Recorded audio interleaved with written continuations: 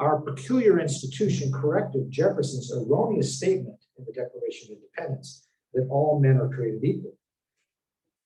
Our new government is founded upon exactly the opposite idea. Its foundations are laid, its cornerstone rests upon the great truth that the Negro is not equal to the white man, that slavery, subordination to the superior race is his natural and normal condition. The Confederate Constitution, of course, wrote in explicit protections for slavery. By the way, anybody wants to make an argument that the Civil War was not about slavery, well, Alexander Stephens, very clearly, Vice President of the Confederacy, speaking in 1861, couldn't have been clear, as would the succession documents of the various southern states as they left the Union. Lincoln rejected the belief that the Declaration of Independence only applied to white men. In 1858, he had said, "And when you have stricken down the principles of the Declaration of Independence and thereby consign the Negro to hopeless and eternal bondage, are you quite sure that the demon will not turn and rend you? Will not the people then be ready to go down the breadth and tread of any tyrant who may wish to rule them?" Now, this is actually pretty profound, and I think has just as much implications for today as anything else. What can we do about this? Can I double check? Well, Sure, please. actually, before I can you? Okay. Laptop.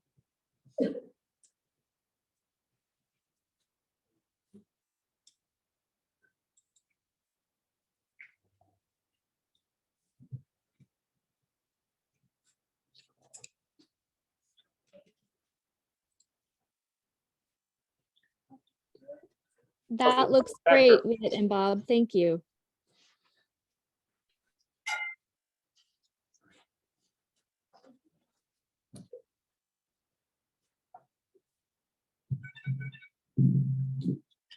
Do I need this microphone to pick up online? No. Okay, I'm just going to talk. Oh, good. Yeah, it was driving me crazy too.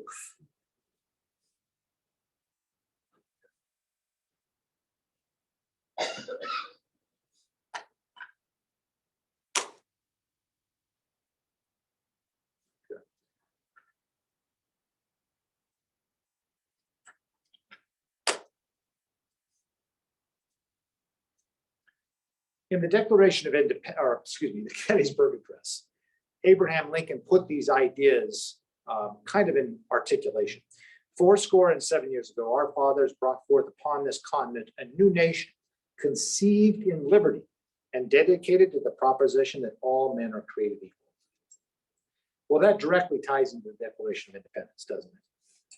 He then went on, that we here highly resolve that these dead shall not have died in vain, that this nation under God shall have a new birth of freedom. Well, this is what defines the Civil War's higher purpose. See, by the time Lincoln is at Gettysburg, it is beyond we need to save the Union. All of that blood and death had to be for some greater purpose. And that greater purpose was the basic concept of freedom and liberty and equality, which, by the way, is what you need for democracy to function. And that government of the people, by the people, for the people should not perish from the earth. Well, right there, he ties in we the people with the Constitution. The Gettysburg Address is really kind of the glue of America, and that's why it has the central place. It's really kind of irrefutable. I mean, if you want to deny the Gettysburg Address, you're pretty much a working definition of a racist. I mean, really, you're going to really argue about the Gettysburg Address? No. Universal freedom is a democratic republic's only foundation. Freedom needs equality. Otherwise, it's a sham. This is where the 13th Amendment came in, which I spoke about last week. Yet the old slave power continued to argue that freed slaves were not citizens. They had to accept they were free because the 13th Amendment said so, just out of Civil War. But somehow those freed human beings were not citizens. At this time, I mean, before the ink could even dry on Lee's surrender at Appomattox, the southern states had passed black codes, which are just a reworking of the old slave codes, in order to put people back in legal bondage. One commentator in Louisiana noted that the legislature's whole thought and time will be given to plans of getting things back as near to slavery as possible, not accepting the fact that you just lost a war. The euphemisms in these black codes are really remarkable. An act to confer civil rights on freemen and for other purposes. That's how these things were titled. Creating vagrancy laws, restricted movements, firearm prohibition for black people, prevented suing or testifying in court for black people, and these apprentice systems, which held young black men principally, but also women in bondage for years to white business owners or whatever, because they were apprenticed at the time. Texas imposed fines for leaving home without permission and impudence. Yeah, this group here, I can imagine if you had a fine for impudence. Senator Lyman Turnbull, one of the heroes in the story, argued that the 13th Amendment authorized Congress to eliminate discriminatory badges of servitude. Now, John Bingham disagreed, and he thought and believed the Constitution needed something more than just the 13th Amendment, so he fought for the 14th Amendment and was its initial author. 1,200 days after Lincoln's murder, the 14th Amendment became law. And one could argue without Lincoln's assassination, it may not have happened. Bingham wrote the 14th Amendment section wrong to correct the Constitution's fundamental flaws. Now, you hear a lot of talk today about people who say, oh, you know, the framers intended this and we've gotten rid of the framers. Well, on a lot of these questions in particular, the framers in 1789 and 1791 do not matter. It doesn't matter what Roger Sherman thought about something. It matters what John Bingham and Lyman Turnbull and the other Reconstruction Republicans and the country that passed their amendments thought. That's what matters. To put this in simple terms, it was the original intent of the original framers that no woman in this room would vote. I wouldn't have voted either. I couldn't have voted either for another reason, right? Because I'm a Roman Catholic. All right. Their intent doesn't matter anymore. It's the intent of the framers of the 19th Amendment that matters, the same in this context as well. Hugo Black in 1947, who was really one of the scholars on the Supreme Court, had written, Congressman Bingham may, without extravagance, be called the Madison of Section 1 of the first section of the 14th Amendment. These men, but there also was women involved too, but these men intended a second American Revolution, which this country accepted when it ratified these amendments. Schuyler Colfax, who was Speaker of the House, wrote, the 14th Amendment would become the gem of the Constitution because it is the Declaration of Independence placed there immutably and forever. See, this forms our national aspiration. All people are created equal.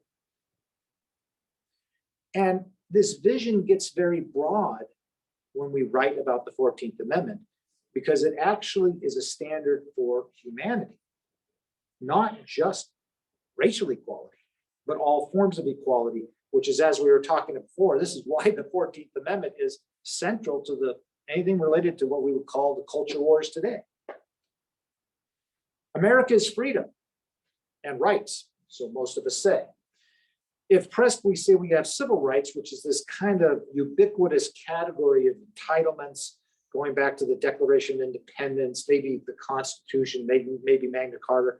In this election season, I've seen a couple ads where certain candidates says, he will defend your rights and your freedom without saying anything else.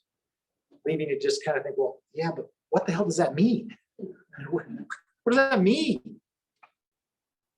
Well, the 14th Amendment is the main source of this discussion. That's really how you get there. And it's about defining a new birth. We take the Bill of Rights for granted as applying to us. Yeah, you're violating my First Amendment rights. And as we were talking about before, you're violating my Second Amendment rights. A lot of people like to talk about that. Well, the original Constitution never really gave you that, the original Bill of Rights. We only have that because the 14th Amendment gives us. The Bill of Rights originally only protected people from the federal government, not state governments. Chief Justice John Marshall in Barron versus Baltimore wrote, The Bill of Rights demanded security against the apprehended encroachments of the general government, not against those of the local governments. And these amendments contain no expression indicating an intention to apply them to the state governments. Well, this idea just isn't how society and government works today. Now, I want you to remember as I go through the next part of this talk, and actually next week, Barron versus Baltimore rears its ugly head in more than one time in the course of this story and John Marshall's statement. Okay, the basic point is the 14th Amendment charted a new course. I prepared the first section of the 14th Amendment as it stands in the Constitution to meet Marshall's objection that existing amendments are not applicable to and do not bind the states. Bingham and the Reconstruction Congress and the country that passed these amendments very clearly intended to fix the framers' failures on these issues. Which, by the way, there's a book out right now called Fixing the Framers' Failures. That's where the title comes from. That is their intent. 14th Amendment, all persons born or naturalized in the United States are citizens of the United States in the state wherein they reside. No state shall make any law which shall abridge the privileges and immunities of the citizens of the United States. Nor shall any state deprive any person of life, liberty, or property without due process of law, nor deny any person the equal protection of the laws. Everybody. It's universal. And by the way, to put this in stark terms, these clauses apply to human beings, not just citizens. That's something that kind of sticks in the craw of certain people, but I'm sorry, it applies to everybody. It's a universal concept. All men are created equal, not just citizens. Now, obviously, American citizens have more rights and different entitlements than non-citizens, et cetera. Yeah, that's fine. But fundamentally, everybody has a right to due process, for instance. The Bill of Rights now applies directly to us. So you've got the Civil War amendments. Congress shall have no power, Congress shall have power to enforce this article by appropriate legislation. All of them end the same way. And again, as the point I made, what is original intent? Originalism. 1791 or 1870? Well, it depends on the subjects that we're talking about. And if it falls under the subject matter of an amendment to the Constitution, well, it doesn't matter what they said in 1791. Our friends, John Bingham, Schuyler Colfax, Trump, I hate to use that word these days because it's a loaded word, but they literally supersede the framers on these topics. Not on every topic, but these topics. Good. Thomas Jefferson's all men created equal to Lincoln's dedicated to the proposition that all men are created equal. The 14th Amendment's words, all persons born in the United States are citizens with the rights to equal protection of laws. It's a lineal descendant. Now, this is a little chart that I modified a chart. I added the Gettysburg Address as a bridge. Some academics had already done the Declaration of Independence connected with the 14th. But if you break this up a little bit, look, all men are created equal. Gettysburg Address, dedicated to the proposition that all men are created equal. 14th Amendment, Section 1, government shall not deny the equal protection of laws. Directly on their way through. And are endowed by the Creator with certain inalienable rights. Lincoln, that from these honored dead we shall take increased devotion to that cause for which they gave the last full measure of devotion, that no state shall abridge the privileges or immunities of citizens of the United States. Among these are life, liberty, and the pursuit of happiness. Lincoln, that this nation under God shall have a new birth of freedom.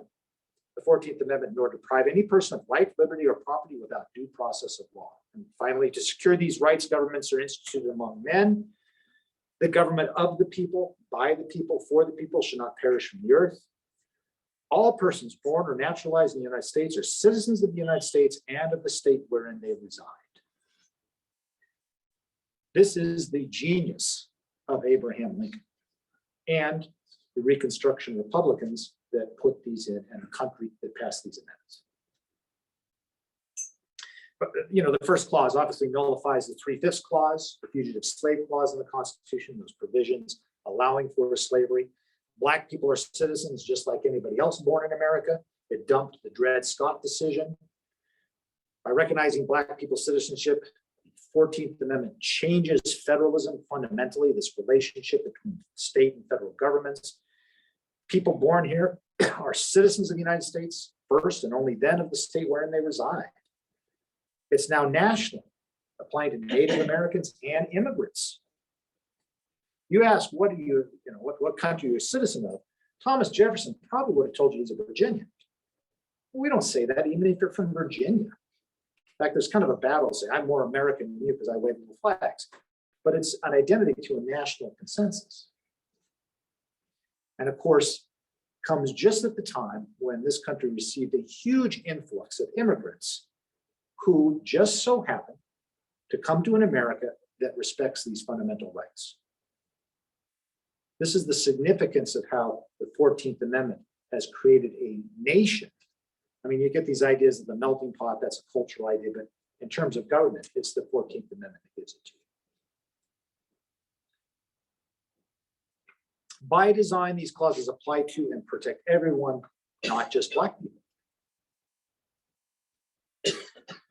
Now, this leaves no doubt, Section 2, well, in the 14th Amendment is Section 5, about the framers meant to enforce it with full federal power.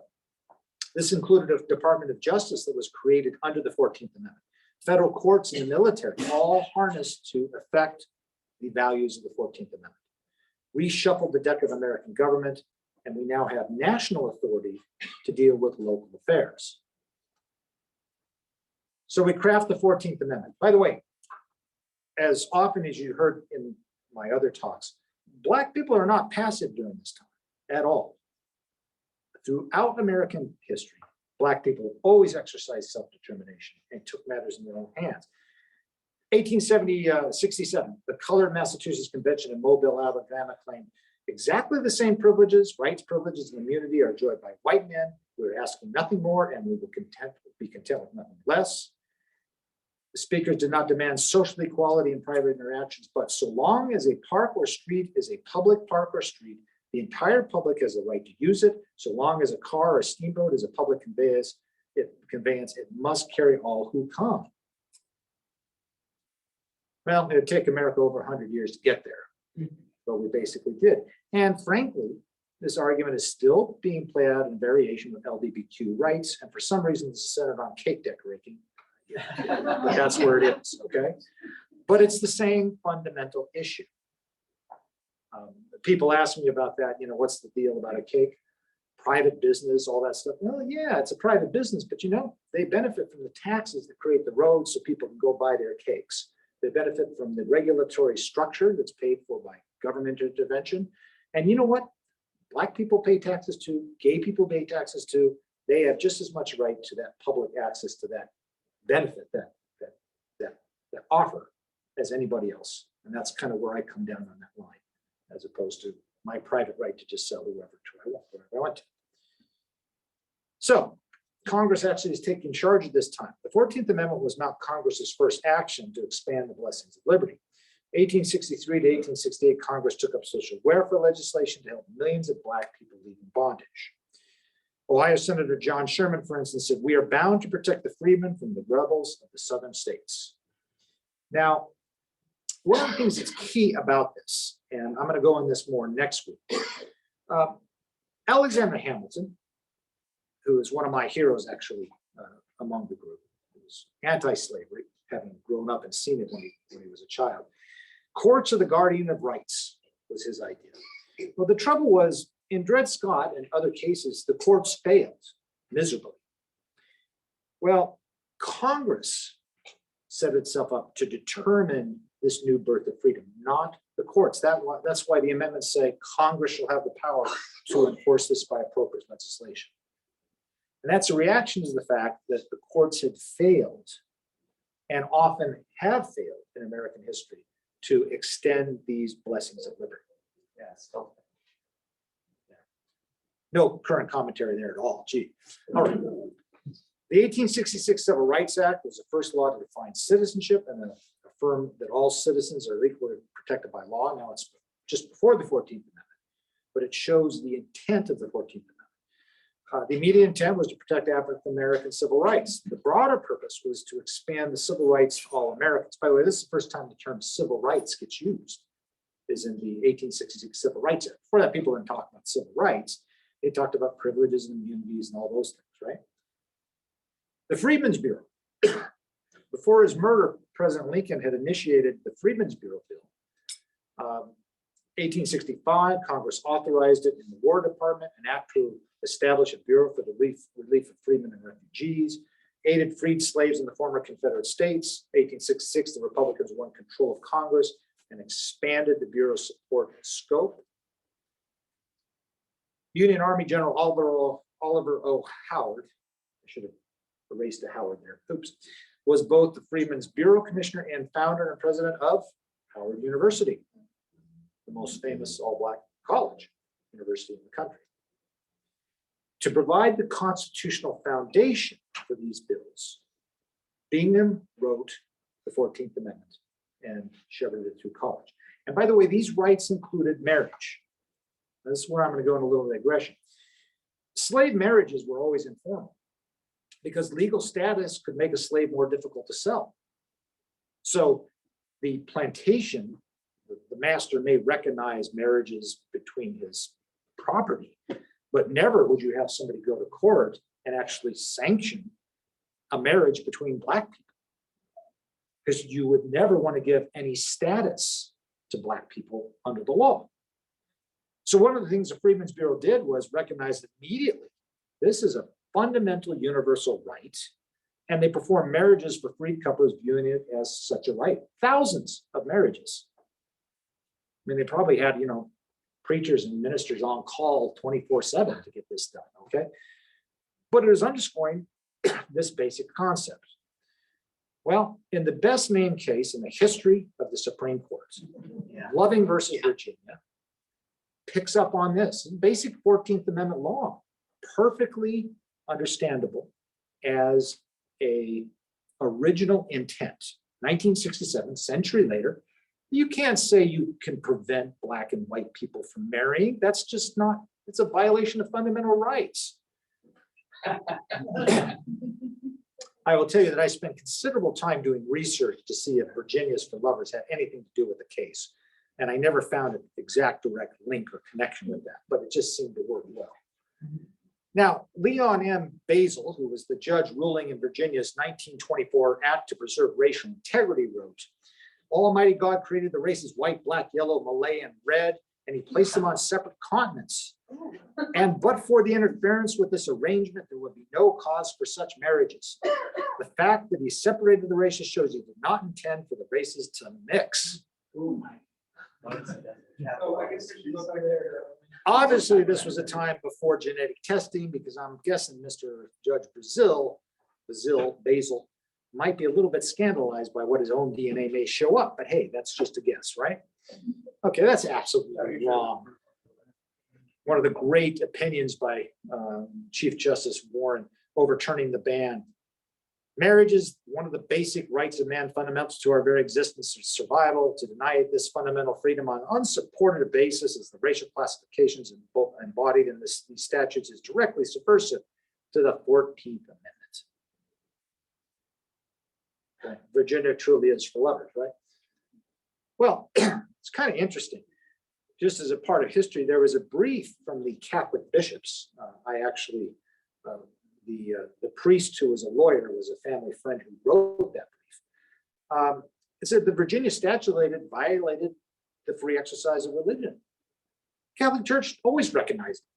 Whether it was a sacramental marriage in the Catholic Church had nothing to do with the race of the couple.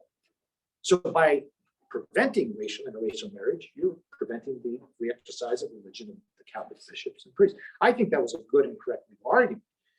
Well, okay, sauce for the goose. If you're a minister that recognizes same-sex marriages, you have a free exercise of religion argument as well. And I think that is just as correct as the Catholic Church argument in 1967. I would imagine there's a lot of Catholics that would not agree with me on this point today, but that's that. So marriage is a fundamental right, but still something government confers. Thus, the same-sex marriage debate, Oberfeld versus Hodges, answered this, I think, very clearly. as long as certain Supreme Court justices don't get their hands on it now. The 14th Amendment recognizes the right to marry applied to same-sex couples. Now, of course, there's a rights versus definition game. George W. Wright, marriage is between a man and a woman. Okay, well, fine. That's just kind of playing a definition game. Well, if you want to play definition games, well, let's just kind of look at this. Man and woman, marriage is God's way. Marriage is a partnership between one man and one woman. Nothing could be clearer in the Bible as to what constitutes a marriage in God's sight. Well, yeah, not so much. Jacob had 2 wives and 2 concubines. David had 600 wives and 300 concubines, only to be outstripped by his son who had 700 wives and 300 concubines. I mean, this guy must have been like, had stock in Hallmark to keep all those anniversaries straight. But the point is, you can go all through the Bible and see this not one man and one woman. In fact, there's all kinds of examples of polygamy. So even under its own terms, that argument doesn't work. Okay, but I digress from the 14th Amendment here. All right, let's go on. General Howard lacked adequate power, and President Johnson frustrated his efforts. By 1869, the Bureau lost most of its funding, and the KKK terrorism weakened it. By 1872, Congress did not renew the legislation, unfortunately. Now, Andrew Johnson, widely up until recently, was considered the worst president in American history. Both the 1866 Civil Rights Act and the Freedmen's Bureau Act were meant to ensure equal citizenship. Their proximity to the 13th and 14th Amendments showed the framers' intent, but he vetoed the bills. He vetoed the 1866 Freedmen's Bill. His veto message was, his condition, Black people, is not so exposed as may be first imagined. He is in a portion of the country where his labor cannot well be spared. Competition for his services will enable him to command almost his own terms. He also possesses a perfect right to change his place of abode and move to another where that labor is more esteemed and better rewarded. There is no danger that the exceedingly great demand for labor will not operate in favor of the laborer. Okay, well, that has almost never worked in American history, ever. Okay, but this is his arguments for getting rid of the Freedmen's Bureau. Look, he may remain committed to white supremacy. There's no question. He was very anti-slave power, but just fundamentally a racist. Democrats argued their own race, that helping Black people was unfair, objected to Congress creating one government for one race and another for another. But I think I've already shown that, the 14th Amendment broad scope is a commitment to universality of rights. The Reconstruction Congress again overruled Johnson's veto. By the way, the first time vetoes were ever overridden was against President Johnson. Congress had never done it before that. President Johnson gave him the intent.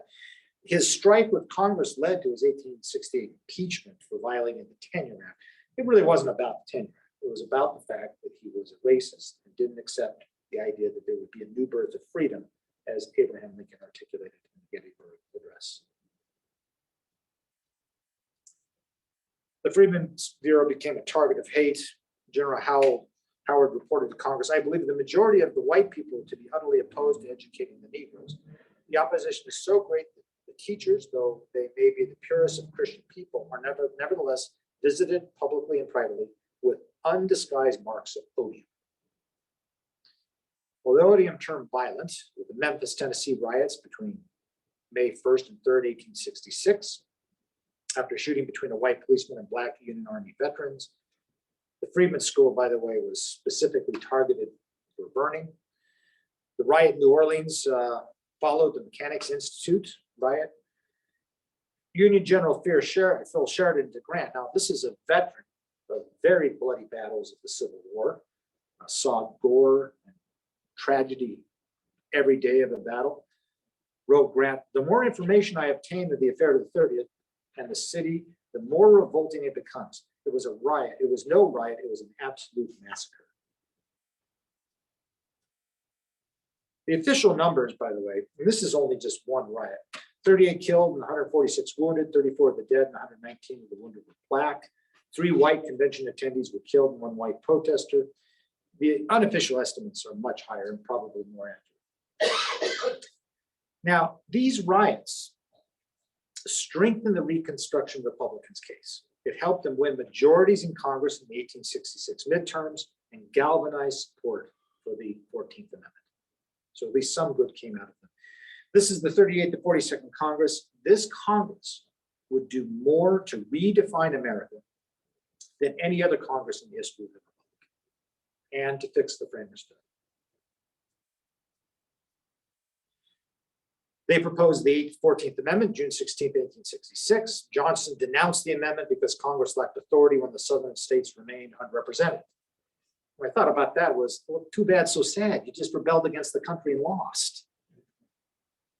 Former Confederate state legislatures refused to ratify, but Congress provided no southern state could rejoin America until they did. It also passed the Reconstruction Acts, imposing military governments throughout the South.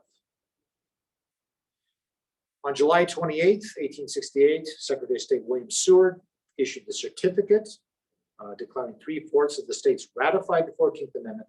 Congress had its second fundamental change in 2 years. This gets us to the Department of Justice. Now, in addition to the riots in Memphis, New Orleans, organized terrorist groups formed, including the White League and KKK, most coalesced kind of into the Ku Klux Klan, led by former slave trader and Confederate General Nathan Bedford Forrest. Now, in stark contrast to Johnson, Republican President Ulysses S. Grant prioritized working with Congress in Reconstruction. He used the acts to enforce freedmen's civil rights. He signed laws recognizing equal rights for blacks to serve in juries and hold office in Washington, D.C. He signed the Enforcement Act, the KKK Act, under the 14th Amendment. And the statutes not only responded to violence, but showed the new structure of American government. Benjamin F. Butler, representing Massachusetts, said, if the federal government cannot pass laws to protect the rights, liberty, and lives of the citizens of the United States and the states, why were guarantees of these fundamental rights put in the Constitution at all? I think that was a pretty good question. Could have been asked just as easily before the Civil War as after. Grant signed the bill that created the United States Department of Justice, June 26, 1870, and its main purpose was to criminally prosecute terrorists, domestic terrorists. He directed the Attorney General to prosecute the Klan and protect the civil rights of ex-slaves. He selected a former Confederate colonel, Amos T. Ackerman, and Benjamin Bristow as the first Solicitor General to actually prosecute these laws. His first term, he had 1,000 indictments against Klan members, over 550 convictions, 3,000 indictments, 600 convictions in 1871. South Carolina U.S. Marshals arrested over 470 Klansmen. By 1872, Grant had crushed the original Klan, and African Americans voted in record numbers in the South. It is possible to wipe out the Klan as a force. It did not resurface again until the first part of the 20th century. Now, there's a kind of a delicious historical irony in all this. I have spoken before about the Fugitive Slave Act and how it authorized in 1850 the precedent for expanded federal control to return slaves back to bondage. And it was a power over state sovereignty, frankly. And I've spoken before how the southern states didn't care about states' rights when it was northern states trying to protect people who left bondage or their own citizens who were being kidnapped. Well, what the Fugitive Slave Act of 1850 did is it set the precedent for using federal marshals, federal courts in these matters, which of course leads the federal marshal and federal courts being instrumental in implementing civil rights later on. It was the slave power's precedent on the use of government that was later harnessed to create the social equality in the civil rights movement. In 1875, Congress passed the Civil Rights Act, gave the Department of Justice more tools. Last major piece of legislation, by the way, until the 1960s. It also, again, shows the intent and scope of the 14th Amendment. It was not until the 1960s would America achieve the goals, but this foundation was laid here. Two Southern congressmen debated the bill in the House. One was Robert Brown Elliott, a black man from South Carolina, and Alexander H. Stevens, the former ex-vice president of the Confederacy, who got himself reelected to Georgia and went to the House, kind of pretty much circumventing another part of the 14th Amendment that was supposed to keep former Confederates from serving. Well, he kind of got a pass there. I mean, he had argued, of course, for 14 years earlier, right? 15 years earlier, the great truth that the Negro is not equal to the white man, blah, blah, blah, all that stuff. Well, Robert Brown Elliott got the better of this argument for sure. Okay, he got the better of this debate. This bill's passage would determine the civil status not only of the Negro, but of any other class of citizens who may feel themselves discriminated against. It's about universality and taps into Lincoln's statement that if you deny rights for one group, you've denied them for all. So this again informs the scope of the 14th Amendment. Stevens says, but the Supreme Court had decided the slaughterhouse cases holding the 14th Amendment did not give Congress power to enact civil rights legislation. Congress could not rewrite the country's social mores and compulsory race mixing in social settings. No. Eliot responds, when therefore the honorable gentleman from Georgia lends his voice and influence to defeat this measure, I do not shrink from saying that it is not from him that American House of Representatives should take lessons in matters touching human rights or the joint relations of the states and national governments. After all, you were a traitor, right? Didn't miss the irony of talking about it. Nor shall age or any other consideration restrain me from saying that he now offers this government, which has done its utmost to destroy a very poor return for its magnanimous treatment. So you got to pass Alexander Stevens, and boy, we didn't get much out of that, did we? That's really kind of stick the knife in. Okay. Regarding segregation, two separate people sharing one land is immoral. He was prophetic. 100 years later, the Supreme Court would finally recognize the immorality of segregation in Brown versus Board of Education. He's saying it a good 100 years earlier. Now, the newspaper, by the way, in the book, I go more into this debate, and it's really worth reading, even more than what I put in the book. But look, the newspapers were all over this guy. No more dignified, skillful, exhaustive tearing down of the false theories raised by caste alone has ever been witnessed in the legislative halls. Legislative halls. Not only did he make short work of the arguments against the act, but Stevens' old claim that the Negro is not equal to the white man, they pretty much took care of that as well by out arguing old Alexander Stevens. To pass the bill, the Republicans compromised. They removed prohibitions against racial segregation in public schools and cemeteries. Apparently going to school with a black person or being buried near one was just a little too much. I'm not sure why cemeteries is a big deal. Once you're dead, I'm not sure you care that much, but okay, fine, whatever. But with that, the Civil Rights Act became law after Grant's signature. And unfortunately, the 1875 Civil Rights Act lasted only 8 years before the Supreme Court got its hands on it. Well, we had great hope here, but what happens with Reconstruction's failure? 1876 was a pivotal bad turn in American politics. Rutherford B. Hayes, a Republican, sold out Reconstruction to buy black people to buy 20 electoral votes from the South to become president. He cut a deal. There was a tie in the Electoral College, which we were talking about before. So Rutherford B. Hayes and his people cut a deal in order to get the votes. This is one of his political operatives dressed as the devil. Rutherford B. Hayes walks out with what's called the plump bottom South. So that's what the cartoon was. He withdrew federal troops a year later in 1877, refused to enforce civil rights laws. White democratic governments ruled without federal interference, ended what Republican presidents Lincoln and Grant strove to achieve, and Reconstruction collapsed. It's only a truce to regain power. This is very clear what was going on. This is Thomas Nass, great cartoonist, depicts the real meaning of the North and South. They clasp hands over the bloody chasm. The freedmen at the mercy of Southern white terrorists with the bloody right knife in the right hand. Yeah, in his left, right? So it's pretty clear what was going on here. From 1890 to 1908, Democrat Redeemer governments in the southern states disenfranchised most Black people and many poor whites.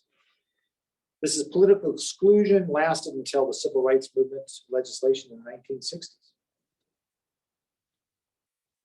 This is but one example of the Louisiana Constitution of 1898 was written to refute the Constitution after the Civil War of 1868. It said that it put a non-unanimous jury rule to establish white supremacy in the state. But this wasn't like spoken quietly in halls in the back corner. They wrote this. They displayed it. The idea was, look, if you have a non-unanimous rule, you couldn't have one or two Black jurors prevent Black people from getting convicted if you had a unanimous jury rule. So they created a non-unanimous jury, which is fundamentally against kind of all rights to juries from the Middle Ages, so that Black people, a majority of the whites on the jury, would always vote to convict a Black person. That's the explicit thinking. So it was to eliminate the 1868 convention. This was actually in Ramos versus Louisiana, finally overturned in 2019. You have to have a unanimous jury, but the racist nature of the Louisiana Constitution was there for all to see. America fell backward. The South under Reconstruction and the North acquiesced and paying even less attention to its own racial discrimination. The Republican Party centered on anti-slavery arguments on economic damage. It was a party focused on business growth. Abraham Lincoln, by the way, among many of his other achievements, was the one who signed the first bill to start the Transcontinental Railroad because he knew it was crucial to American prosperity. A lot of the Republican arguments, as I think I said in my last two talks, slavery was terrible for the new economy of this country. It was just a total destruction of kind of the dynamism of capitalism, the growth the country needed economically. So a lot of the Republicans' arguments were not just civil rights arguments, they're economic arguments. Well, what happens over time? Over time, the Republican Party leaves the civil rights arguments and just focuses on business. From 1877, the Republican Party centered on rights of companies rather than individuals. Calvin Coolidge, the business of America is business. This is not the Republican Party of Abraham Lincoln or Ulysses S. Grant anymore. This is the party of business. Not per se overtly racist, not as bad as the Southern Democrats, to be sure, but it is not centered on any concepts of new birth or freedom. You get this imagery of Southern defiance coming out, and you can just see it all over the place. Redeemer Democrats ousted Republican coalitions of freedmen, carpetbaggers, and scallywags, poor non-slave holding whites. Always a play to racial characters or racial caricatures and white fear. Democratic platform and then the caricature of the Republican platform going on. Rich landowners, businessmen, and professionals dominated Southern politics. And one of the key points, and I'll make this last time, this time in my future talks, a lot of this disenfranchising of Black people actually disenfranchised more poor white people as well. This continual kind of pitting poor whites against Blacks only serves the power class. And yet it has been a consistent theme through American history. So in disenfranchising Black people, it disenfranchised poor white people as well. There's these persistent and contradictory themes of victimhood and defiance. Okay, the KKK threatened to lynch carpetbaggers when President Grant takes office in 1869. Now, the myth making is casting the South as a victim of Northern aggression and opportunism. The characters include carpetbaggers who rode to profit on the back of the South. You still get these things, the South will rise again. This reverberates even today. Begging the question, why would anybody want that South? I mean, really, why would you want the South to rise again? I mean, you know, the Confederate battle flag has a certain aesthetic appeal. Okay, it's balanced, what we do. Yeah, but it's a symbol of utter racism and a failing reason to fight for anything. The Civil War is not the resounding defeat of slavery, but a mythologized Confederacy's lost cause as a heroic struggle to save the Southern way of life and states' rights. Utterly absurd. Died for states' rights, guaranteed under the Constitution. Well, no, that's wrong. I've said this a lot. Talk, 3 weeks ago, They didn't care about states' rights in the least.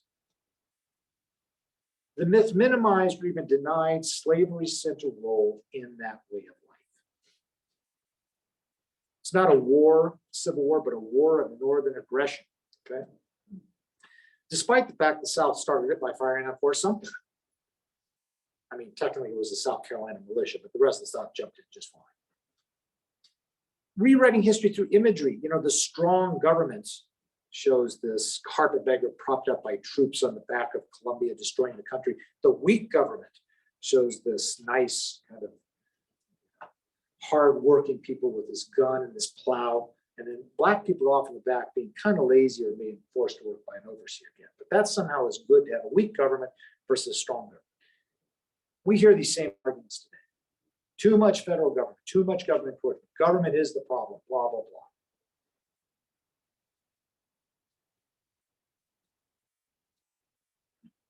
And yeah, echoes in modern politics. The reality was a terror for black people. Voting rights were eliminated. I'm going to talk about this, 2 weeks from now when I talk about the history of the 15th Amendment. Jim Crow, Southern myth, all African-American men become Jim Crow, lazy and shifty.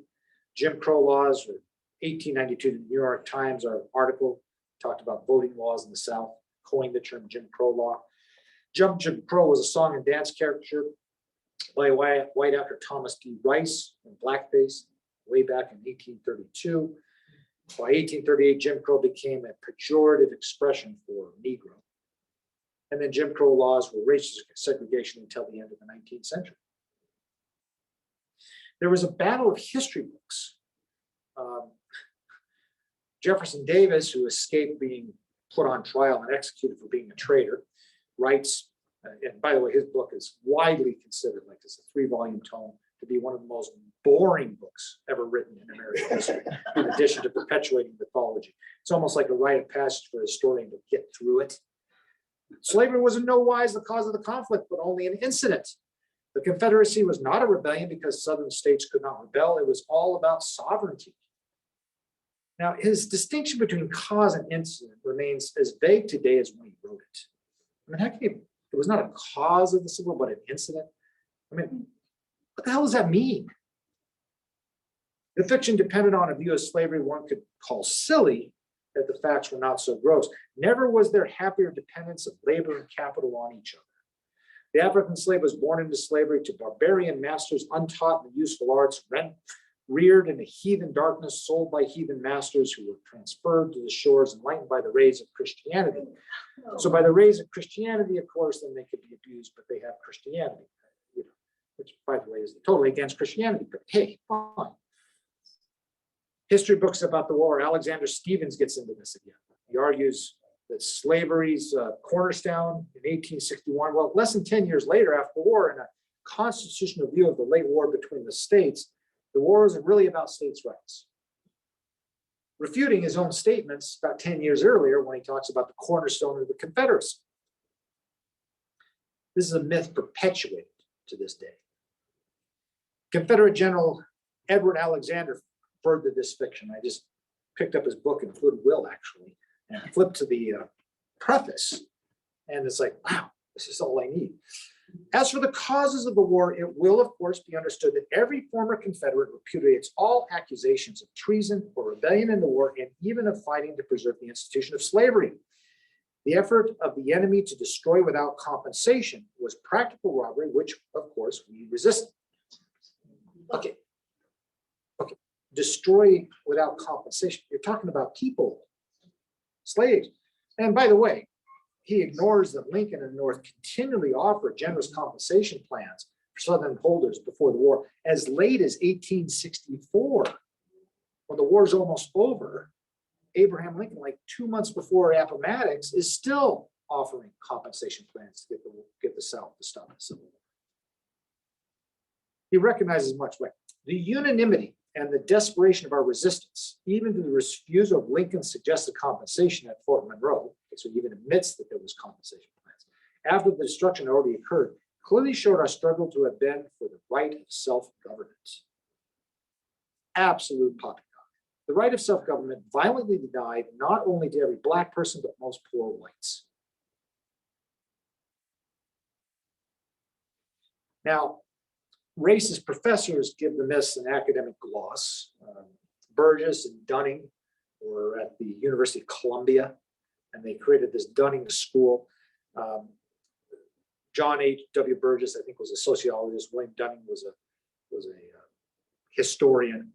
Reconstruction was a disaster. The fundamental problem was granting Black men the vote because they were congenitally incapable of exercising it. And they celebrated the KKK as defenders of democratic self-government.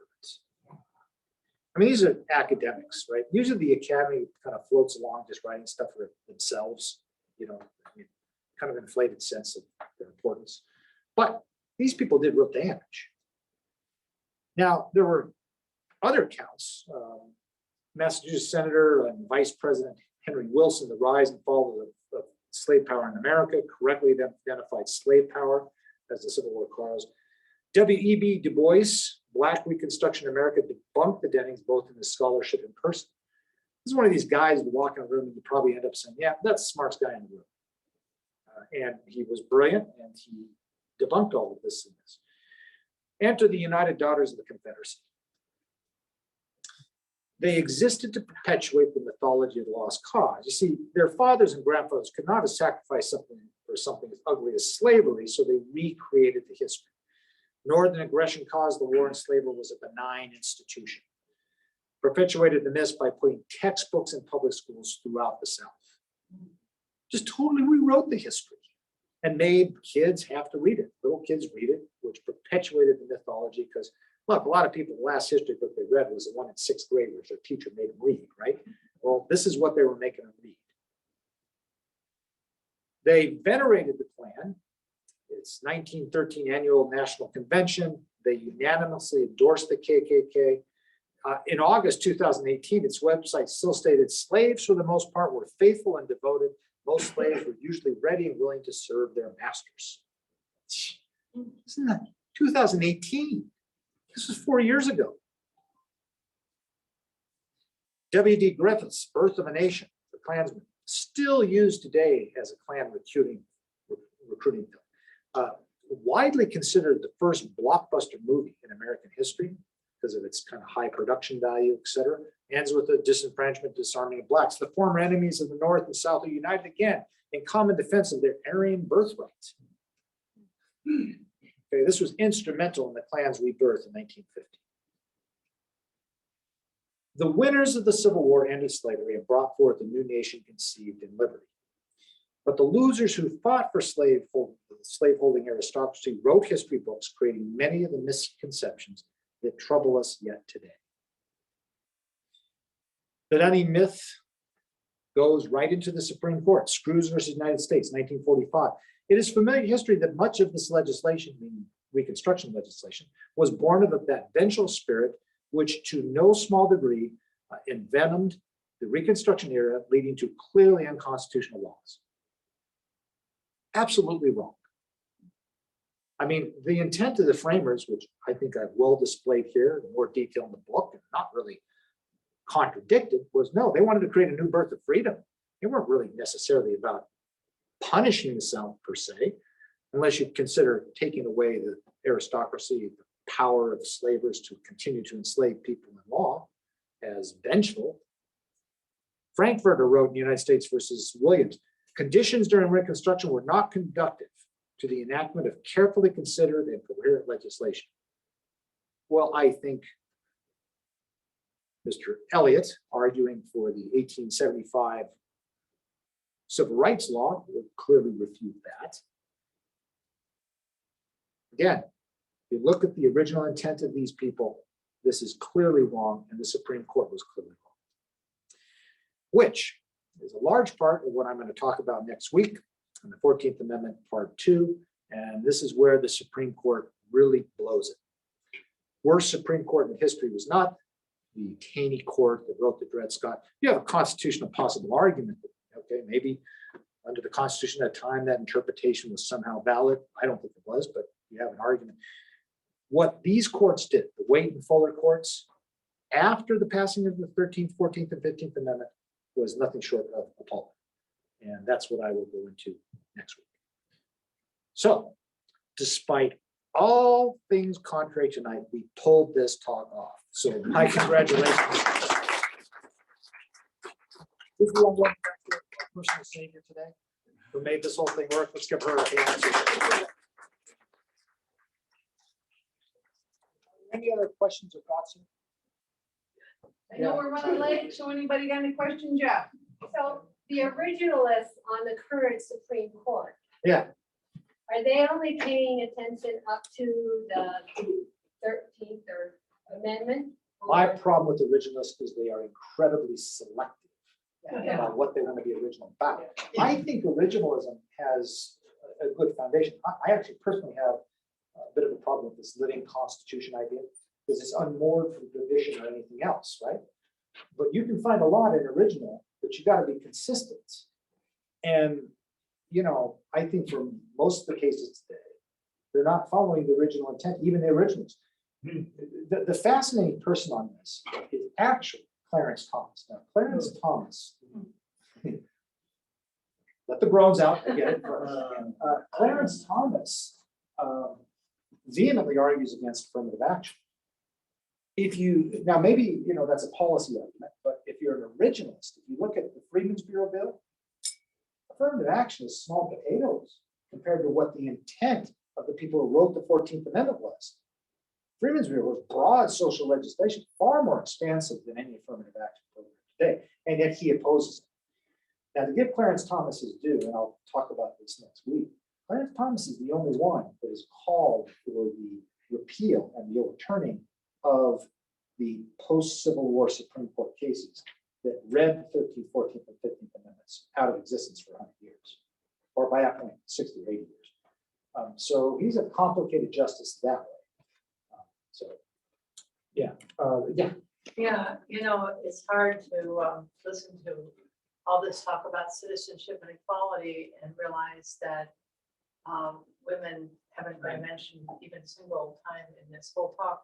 And so it made me think, you know, we can sort of say, oh, well, there's a lot of sexism running around, but it also makes me think that citizenship and voting were not really linked in these people's minds, because everybody knew women couldn't vote. Right.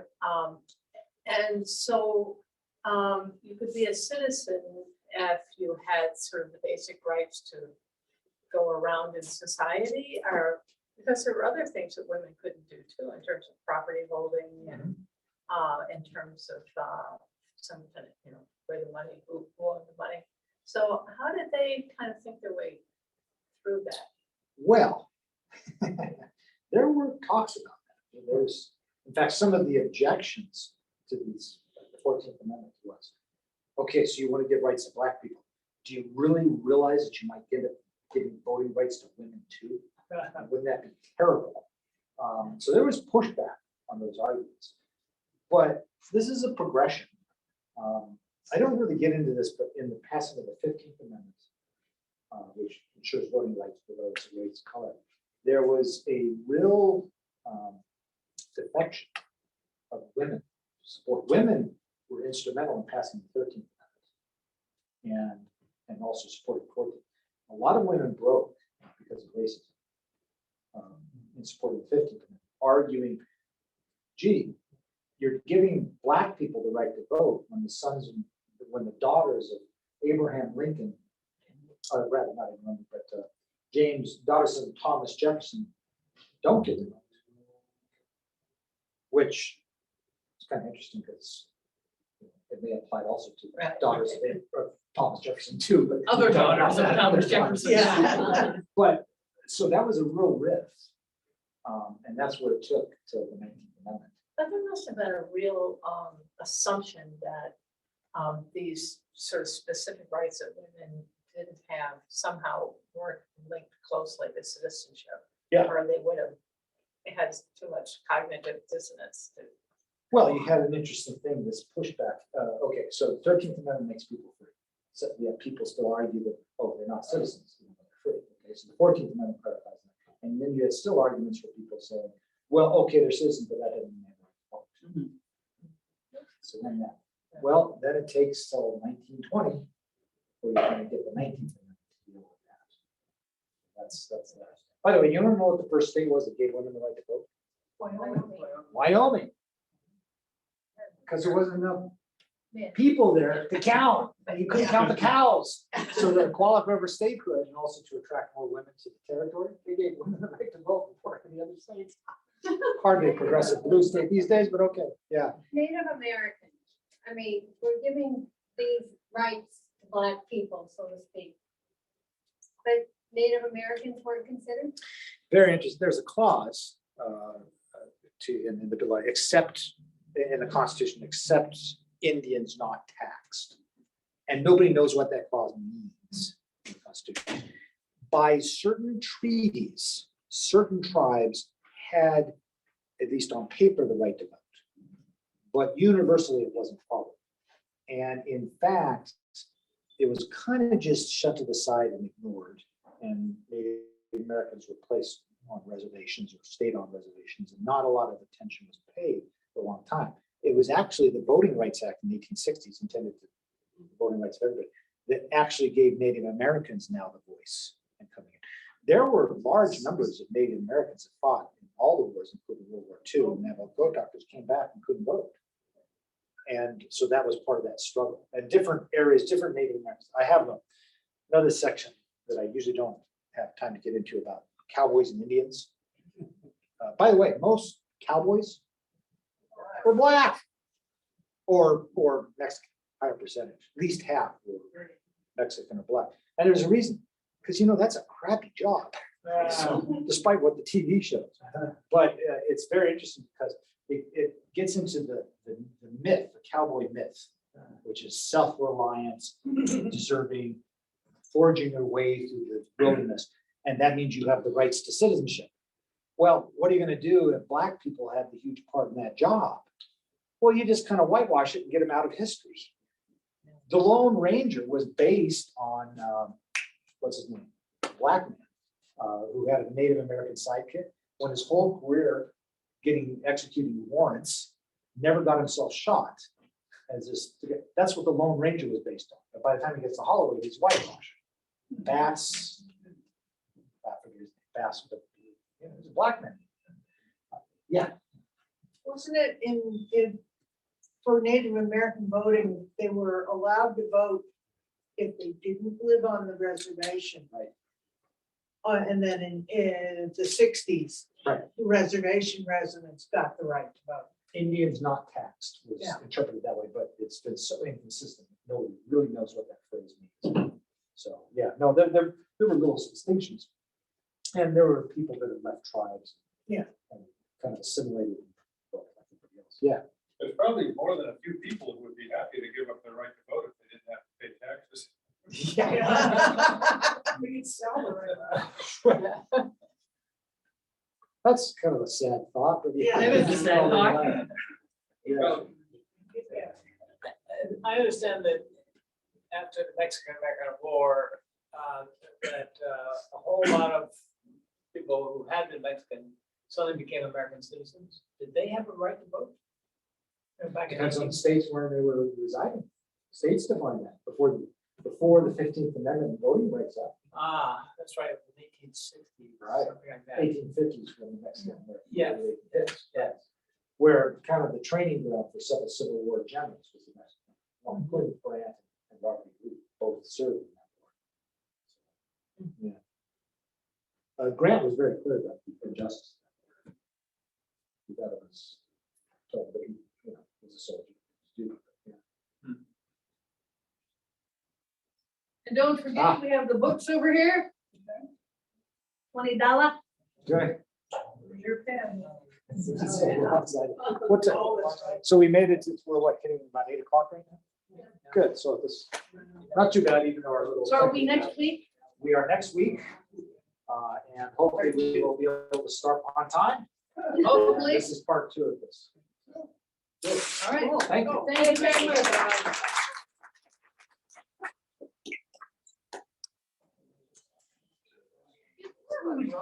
We took off. Yeah,